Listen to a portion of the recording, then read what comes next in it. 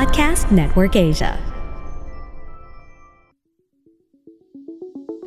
FirstMetroSec is providing this podcast as a general market commentary. Reference to any specific security, product, or entity do not constitute as an offer or a solicitation of an offer to buy or sell any financial instruments or to participate in any particular trading strategy.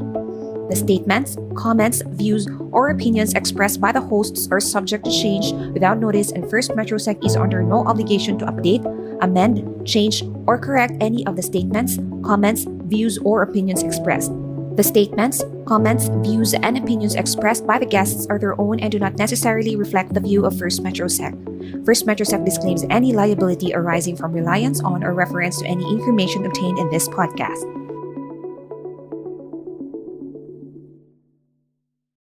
You are listening to First Metro Securities Philippine Stock Market Weekly podcast, where we feature timely and relevant discussions on the Philippine stock market and the economy in the hope of providing you investing and trading guidance. Here's your host. Good day, everyone, and a very happy Women's Month. Thank you for joining us on this special edition of our podcast. I am Monneth, Pangatungan, Visayas Business Development and Market Education Officer of First Metro Securities. And it's an absolute honor to be your host today as we celebrate and amplify the voices of women in the investing world. At First Metro Securities, our core mission is to empower individuals with essential investment knowledge, enabling you to take control of your financial future.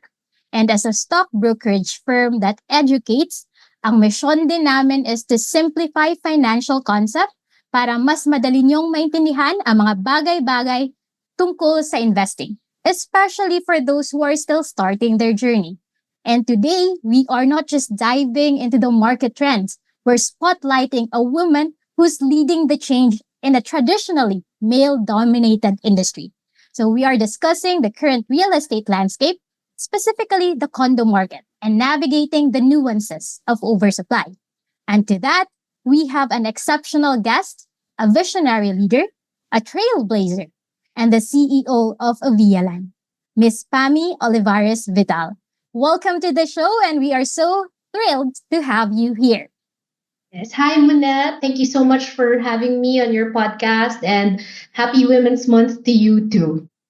Yeah, so we're happy that you're here po, Miss Pammy. So let's start with the basics. What exactly is a condo oversupply and why was it such a concern? Okay. So, hand in hand with the word supply, in economics, meron siyang kakambal na word which is demand, right? Supply and demand. And the whole theory of economics, if I will make my husband, an economist, proud, is to strike balance always. So I remember in our economics classes, the computations is always how to equal to one, right? So because that will make the economic concept balance, which is to balance supply and demand. So all businesses need to manage supply and demand, even the market vendors. You know, for example, you're a market vendor, perhaps you're selling fresh fish. You need to be able to know and anticipate or at least estimate how much fish you will probably order for today, knowing that there will be, so that's your supply, and knowing that there will be enough demand so that you can sell that fish for that day, kasi nga perishable din siya. So in the same context, the condo oversupply basically says that there is too many condominiums versus those that are buying it. So why is it such a, I remember when the first time the condo oversupply concept was discussed, it was probably towards the end of the year last year. And I wondered, is this going to trigger something? And is it going to set off a panic or anything like that with the market, or even, just not just the home buying market, but also, the banks, the industries, like, what does the condo oversupply signal, right? So I guess that's the question. Ano nga ba talagang ibig sabihin, right? So for me, I guess like anything, not just with the condos, when there is too much supply or too little supply, or too much demand or too little demand, when there is no balance, there will be effects, right? So in this case, the alleged condo supply that they're saying is if marami masyadong condos and there's not enough takers, then that means we have idle real estate inventory. So for me, on the perspective of a developer, for example, maybe 5 years ago or before the pandemic, I anticipated that I was going to build maybe, let's say, 10 buildings at 500 units each. So that's 5,000 units. I anticipated that I would be able to sell out the 5,000 units, right?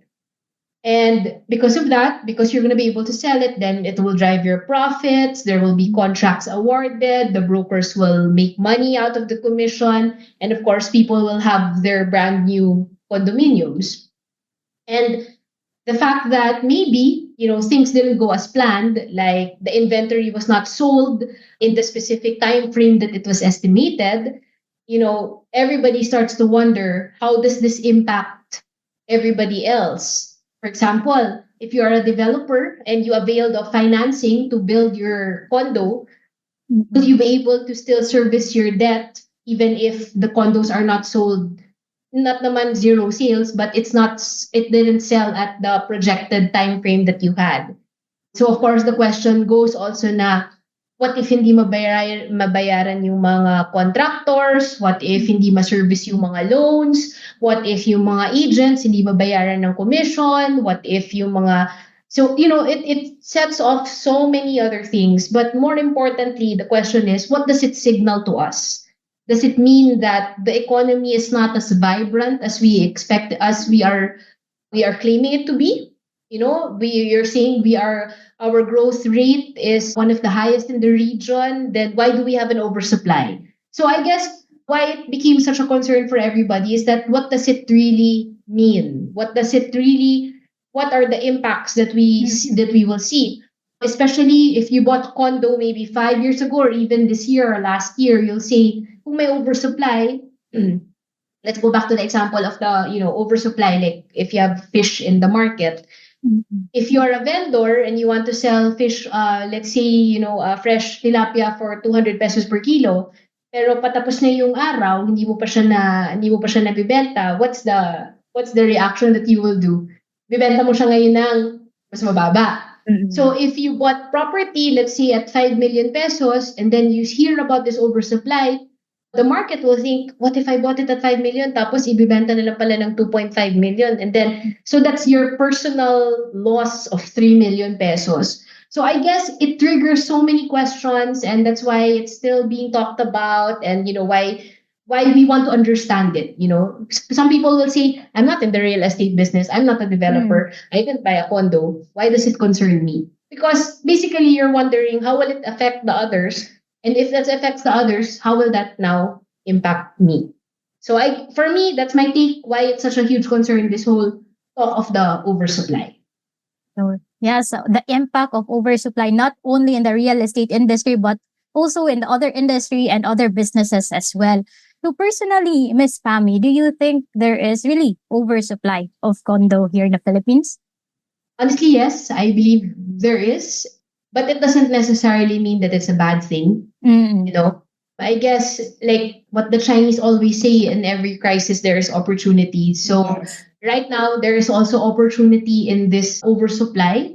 Oversupply, why do I think so? Because the facts say it, the numbers say it. There's a lot of RFO units, there's a lot of promos, discounts ongoing. So just judging from those facts, then I would say that yes, there is an oversupply. But the question is, does it mean the end of the world for our economy? No. Definitely not. Definitely not. Yeah. Okay, so later we will talk about the opportunities brought by this oversupply. So you already thought or believe that there is oversupply here in the Philippines of condo. So how long do you think this surplus situation, at least in Metro Manila, will last? And is it something you can compare to a market or economic cycle or a business cycle?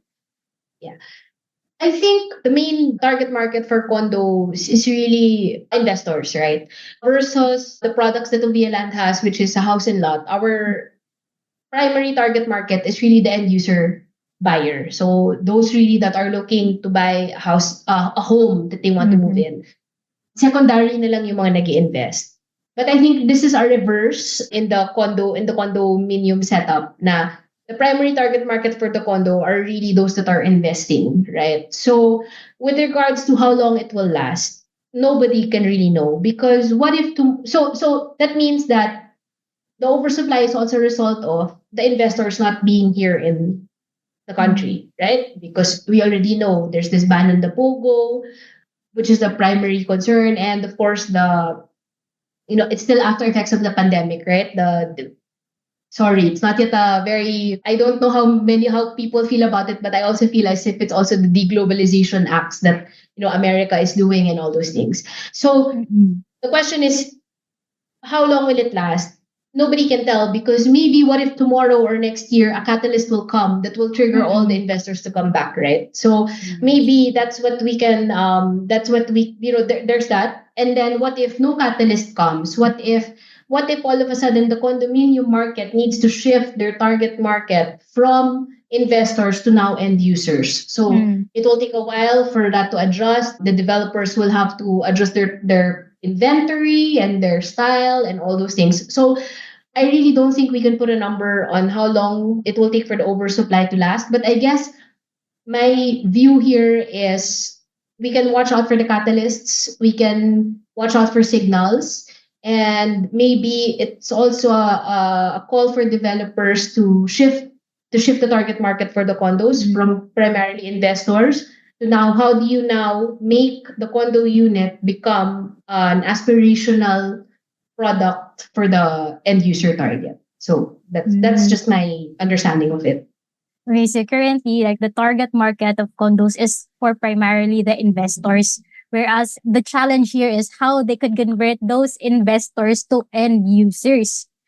And Yes, then, yes. Miss Pam, you're talking about catalyst. So, what are the factors that may actually mitigate or lessen this oversupply of condos? Of course, because of the globalization that had happened in the past 20 years, that means a lot of kumbaga, our life, our veins and our bloods is really connected now with the other nations, right? So starting with the Asian countries around us, and of course America and Europe and all those things. So maybe laws will change, maybe laws on ownership will change, maybe there will be now an influx of production in the country, which is what we're trying to boost, right? Which I know that the government is trying to boost as well. Maybe cost of production will go down in the Philippines so that it will attract more foreign companies to start building again in our country. And and because I guess the region has become so competitive also. We have Mm. Vietnam and Thailand. So even if our showcase is the Filipino, the hardworking Filipino, there are so many other factors like cost of electricity, the ease of doing business, taxes. So hopefully there will be an internal catalyst that can change it, or also an external catalyst that will change it, that will cause for the foreign investments or the foreign investors to return back to the country. Mhm. So that's one of the factors. How about po yung lower interest rate right now? Will it also positively decrease, or rather, will it also help decrease the oversupply of condo? Remember last year, the BSP finally announced a rate reduction, right? Mm, And I yes. remember sharing my thoughts on this. It was not as exciting as everybody had anticipated it to be, right? Everybody Mm, is because rates were going up, and then finally when it went down, I guess people were expecting an overnight, boost in the stock market, boost in investments, etc. So mm, so I remember I was feeling like, okay, that's very anticlimactic. You're waiting for the rates to go down, then it was still yes. anticlimactic. And I guess because it was not consistent yet, I mean, it was a reduction of 25, 50 bips, but there was no direct, fireworks, fireworks results to this just yet. So I'm not sure if lower interest rates are going to be is enough to bring investors back, but it might be enough for the end users. Might be enough for the end users to consider buying a condominium for their for the primary home. Mm. So there is really like direct impact or instant impact. And actually, I remember one of our research analysts shared to us that the impact of the decreased interest rate is not really instant. It will take about 6 months to 18 months. So we are Yeah. expecting that this year, hopefully that it will Hopefully. it Yeah. will also Yeah. help in increasing also investment in stocks and even in properties as well. Yeah, I guess as quickly as it went up, na parang medyo it was like, ba't tumataas yung interest rates? And the reaction that we got, it was not a proportionate reaction as when it started going down, right? Na biglang, yun na yun. Okay, Mm-mm. bumaba na nag-announce si BSP. And then again, di ba, in the recent monetary board meeting, they also did not want to reduce it some more. So Mm. it's really hard to say. I guess what I'm saying is that a while ago you're asking, if is it an economic cycle, etc. Then Mm-mm. I guess economics will tell us that there are patterns into things, but I guess it won't be 100% the same. So there will still be things that are still unpredictable to us, and only time will tell. Yeah. Mhm. Yes, yes, that is something interesting and something that we look forward to happen as well. So Yes. another factor that we actually heard about the rise of flexible work arrangement. So has it also impacted the condo market? Okay. I'll speak from experience, because Ovialand, we create real estate. We create developments in communities that are all horizontal, so house and lot, right? Mm. And we try to hit a price point that is very attractive for the emerging middle class. So that's like 3 to 5 million pesos. We try to make sure that the houses that we sell are within that range. And since the pandemic, we've been observing the profile of our home buyers, and there is really an increase, an uptick, a significant year on year. Virtual assistants is a new profession for Mm. Filipinos. So it's flexible, it's work from home, and it's very entrepreneurial, right? Because you have your own boss, you can somehow dictate how much you will earn depending on how much you want to work. So Mm. very happy when I see that, because especially for women like us, we see a lot of moms who are able to make such a good income while they are at home, while they can still watch their children, rather than having to go abroad to earn, Mm. the foreign currency to earn in dollars, and then they have to leave their children. For me, it means so much to me as a mom as well, that many Filipinas and women are now able to have that kind of opportunity where they can work at home, Mhm. and it's not peanuts. It's really significant, and a really significant income. We also have noticed that some of our home buyers, who work within Metro Manila, they would move their families to outside Metro Manila, where our developments are, like Laguna and Bulacan, Quezon, and they would maybe rent in a dorm or a bed space during the week, and then in the weekends they're able to go home to be with their families, and their families stay in their homes for the duration of the week. So their schools are there. Mm. That's where they have their lives. So yes, definitely, I really think that flexible work arrangements has impacted the condo market. But aside from that, it's really, I think, also the traffic. Yes, I really think that, if you are an employee, you would gamble or you would actually, even as an employer, if I had an office in Metro Manila, I would Mm-mm. really find a way to give flexible work arrangements for my employees, because sometimes the commute, you hear all these horror stories, 3 hours, 6 hours, and it's just, for me, it's a little Waste of impossible to time and sustain. Yeah, yeah, waste of time, waste of resources, waste of mm. talent, and it's, for me, I think it's not possible to sustain it for very long. So with that, with the work from home setup, more of the people now are out of Metro Manila and they're now looking for other places where they can settle. So lesser traffic, lower cost of living, but most importantly, then no, with the work from home setup and the VA increasing or the VA industry also increasing, there is also more opportunity for the women as well. to work Yes. in the comfort of And their I'm home. very, very, very happy. I'm very, very happy for the moms who get to do that. I think also the BPO sectors, a lot of the industries are also moving outside of Metro Manila as well. I think the BPO sector, they have this new, not really it's not a trend, but I guess the directive is go where the people are.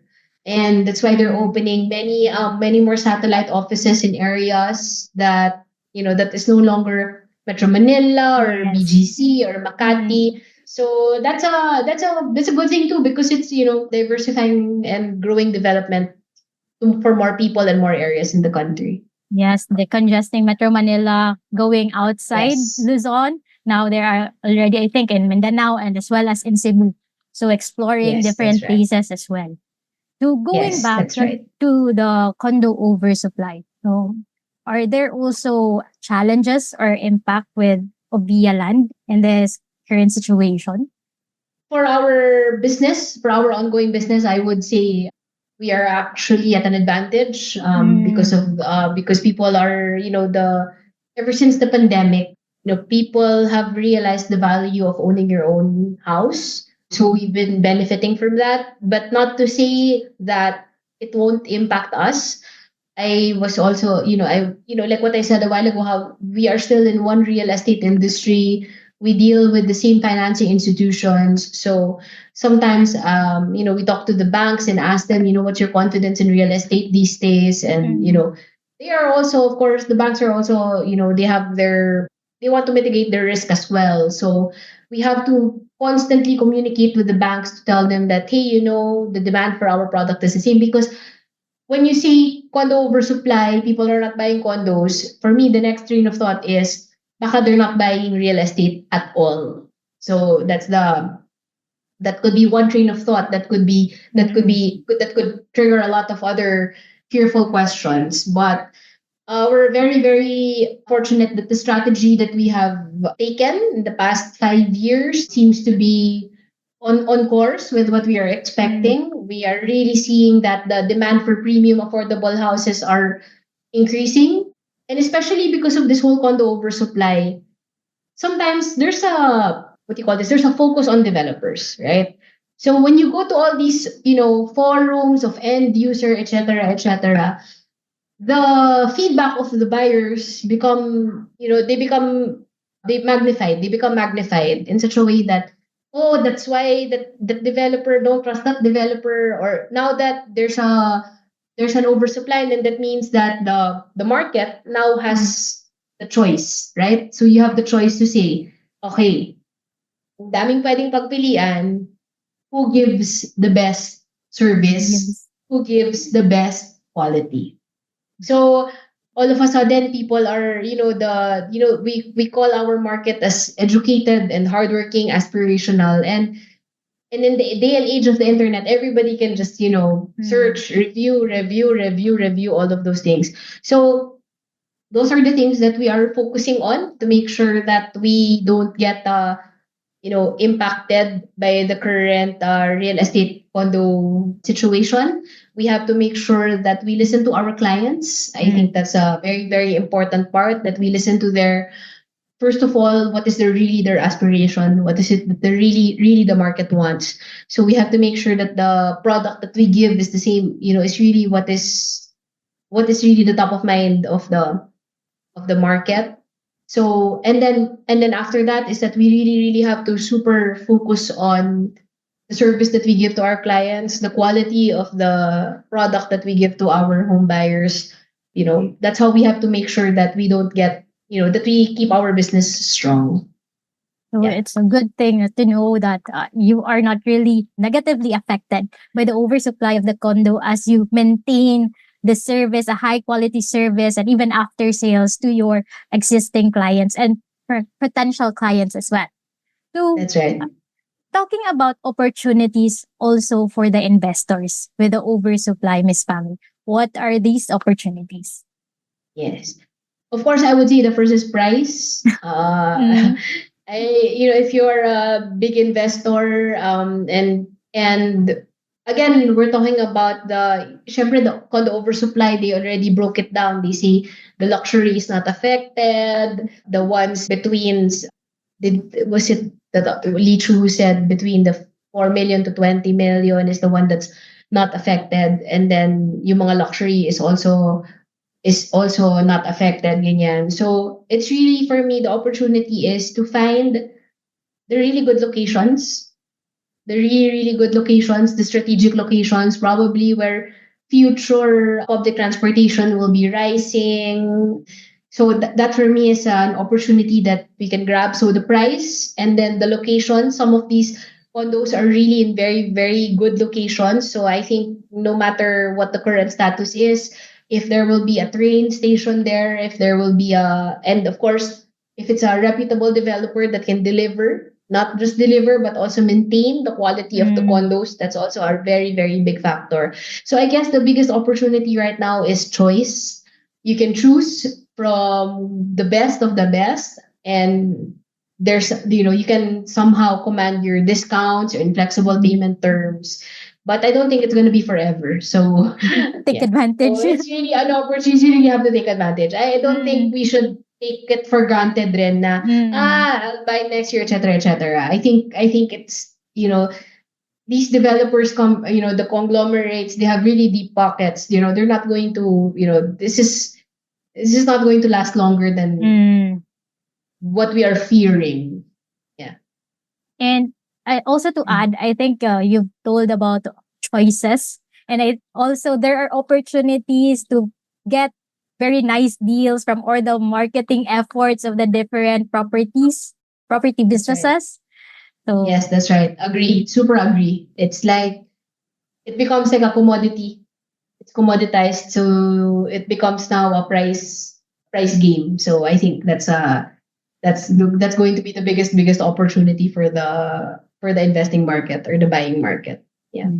Yes, so you can actually maximize now your investing opportunities. You have a lot of That's right. options, you have greater deals, and most importantly, for those investors, real estate investors, take note of the best location and uprising transportation development in the area. So as noted by Yes. Ms. Pam.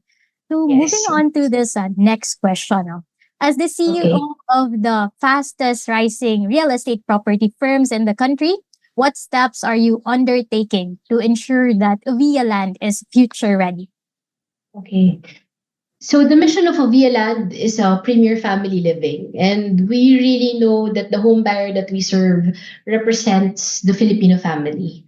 And I know that many developers say Filipino family, etc., etc. But I think now everybody says it, we're in that sweet spot, but we really are. They're expecting 2035 to 2040, the Philippines will not be the way it is right now. So for us, the way that we really do it is we always have to make sure that to future-proof Ovialand means to future-proof our home buyer, right? Because for us in our company, at the center of Ovialand is the home buyer. So if we do everything that will benefit our target market, then I think that is future-proofing us. So how do we do all these things, right? So number one, we really have to make sure that our developments are really, flood-proof, and we have to make sure that the structures that we build are, can withstand the test of time and the elements and, the physical part of it. So that's something that we put a lot of effort and attention to when we make sure that when we develop spaces, we have to make sure that, what will happen in case there will be 2 times ondoy rain that will happen. Will our drainage systems, will the development be able to absorb all that rain, right? So we never put the minimum. We never put the minimum requirement. We always put what we think is going to be the safest for our developments. Let's say, for example, drainage systems, instead of just putting the minimum culvert sizes, we have to make sure that, it's enough, just in case we anticipate so much rain for a season, etc. So that's one part of, making it future ready, to ensure that even if rain comes or whatever the elements bring, the home buyers that live in our community is safe. So we make sure that even if they buy it from us once, they will not regret buying that home from us. So that's one way that we keep our company future ready. The second is, and which is really my which I'm giving a lot of attention to right now, is to really maximizing technology in tools in everything that we do, from tracking our inventory, from tracking our clients, data analytics and studying our market and really understanding big data and connecting macro data to the micro. So we try when I go to the office, you see, we see like data and information, but I always try to do my best to be in touch with the market, talk to the clients, talk to the brokers, and I have to make sure that what the clients are telling me and what the information that we are seeing, in our data gathering, they need to be aligned. So if they're not aligned, then there's something, then, there's a disconnect, and there's something that we have to bridge that disconnect always. So that's the first. It's making sure that the physical state of our developments will be able to endure the test of time, and regardless of what elements we will face. The second would be the maximizing technology, AI. We are embracing it. We are embracing the use of AI, not just in the chat GPT level, but when we code our systems, we are utilizing AI there as well. And honestly, it's not to eliminate jobs, but to make jobs better for our people. So the center is the home buyer, but the next layer that's so important in Ovialand is the organization. So we want to be able to make our workspace, very comfortable for our workers, that, nobody has to render another overtime because natagalan magtrabaho. And nobody has to deal with bureaucracy and, so many processes just to get things done. So that's how, and I think that's how we are making our company future proof. So being client centric and employee centric to be future proof of Ovialand. Yes. And to wrap things up, as one of the most renowned female leaders in the Philippines, let me ask you, how important is diversification in investment and diversity in the workplace? Diversification in investment. Okay.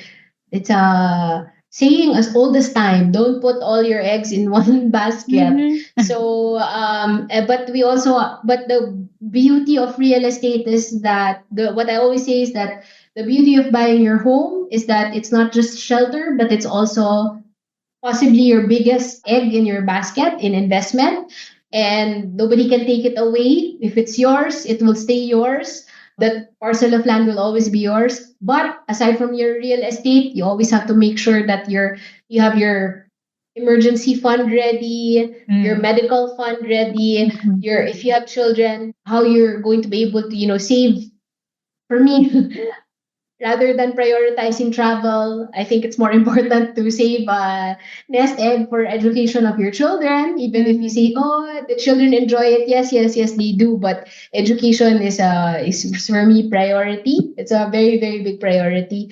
So those are the importance of diversification in your investments. And then in the workplace, super important, because if we all had the same perspective, if we all had the same view on things, then we won't see the bigger picture always.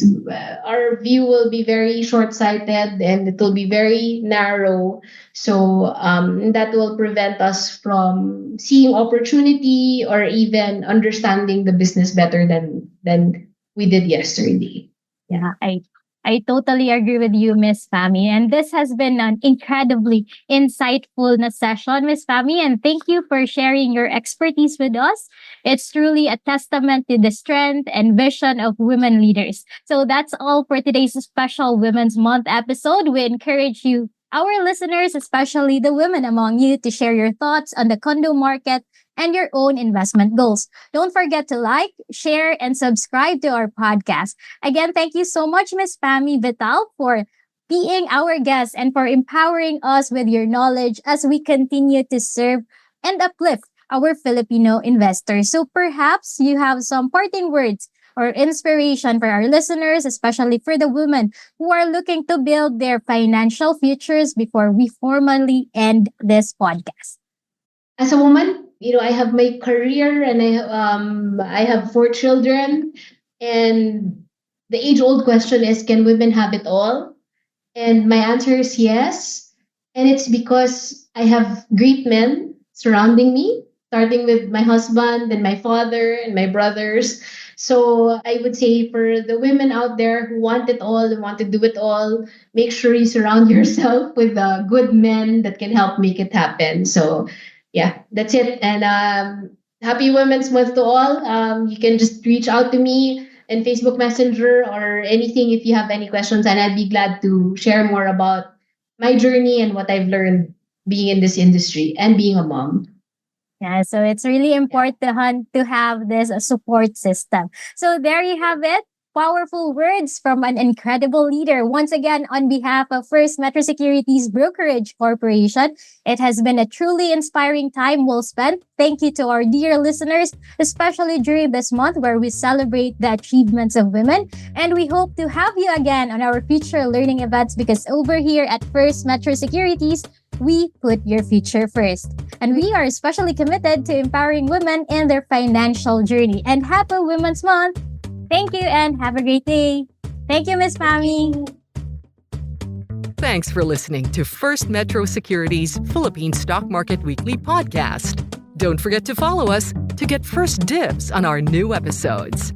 For more up-to-date market news and info, exclusive content, and the opportunity to connect with your fellow Filipino investors and traders, join facebook.com/groups/FirstMetroSec and be part of the FirstMetroSec family.